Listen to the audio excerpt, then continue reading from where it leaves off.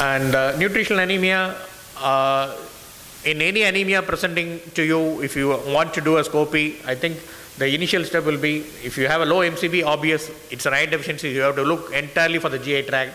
If it's a high MCV, then scopy is needed only to rule out a gastric atrophy. In normal MCV, you wait. You can always look for other causes. And megaloblastic anemia is again easily diagnosed by these features. You have a high MCV, pancytopenia, because B12 is necessary not only for hemoglobin, it is necessary for requiring for DNA synthesis, so white cells and platelets will be reduced. We have a high LDH because of these, all the red cells are destroyed inside the marrow. It's not due to hemolysis.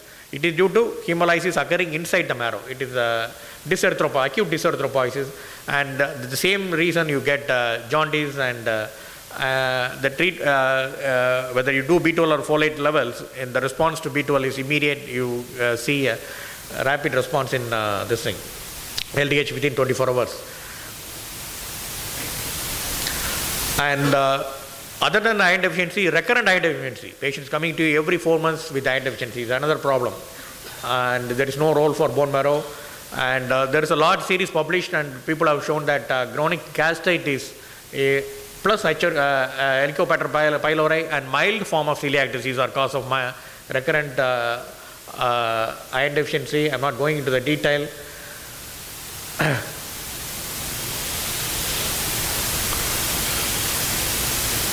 So I don't know, you have to tell me how many celiac diseases you have encountered presenting with this thing. There are series where they show that the chronic gastritis presenting with iron deficiency, and later they show evidence of B12 deficiency later in the stage. This is just to show you that there are other congenital causes of iron deficiency which you have to, you do not have to go in, dig into gastrointestinal tract. This is a case of iron refractory iron deficiency anemia. These patients, this is a family who needs intravenous infusions throughout their lifetime because of the mutation. They won't absorb oral iron. And the last but not least is hemolytic anemias, which will have a jaundice as their stigma. So you have to tell them that it's not due to liver disorders.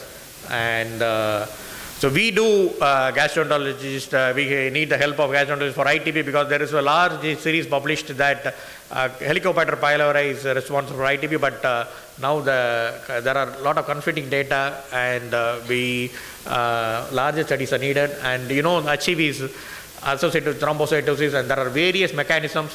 But interferon, if you want to give, it's not contraindicated if the platelet count is more than 30,000, and you have a thrombopoietic agent available, Eltromobag, which you can substitute if the platelet count is low.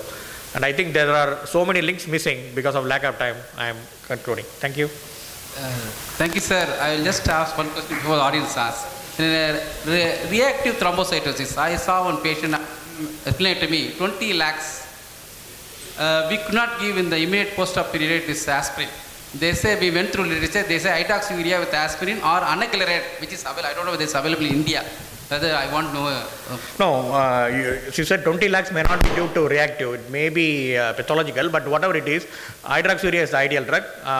It's a patient, this thing. Anaclirate is available, you have to import it. You have to import it. You have to import it. We have used it very rarely in 1 or 2 patients, but usually it's not needed, and you can manage with hydroxyurea alone.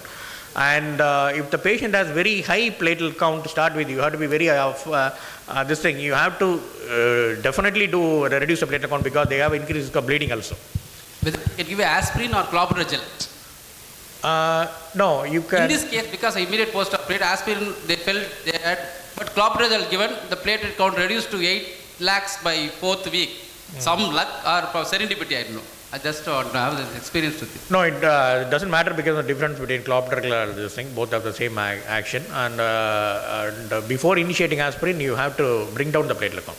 That is very important. Definite simple link between the liver, GI tract, and hematology by the hepcidin.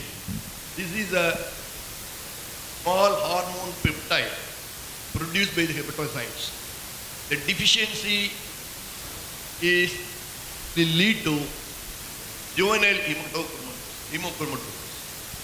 Because we have come across in the last 30 years of hematological practice, thalassemia is a major problem.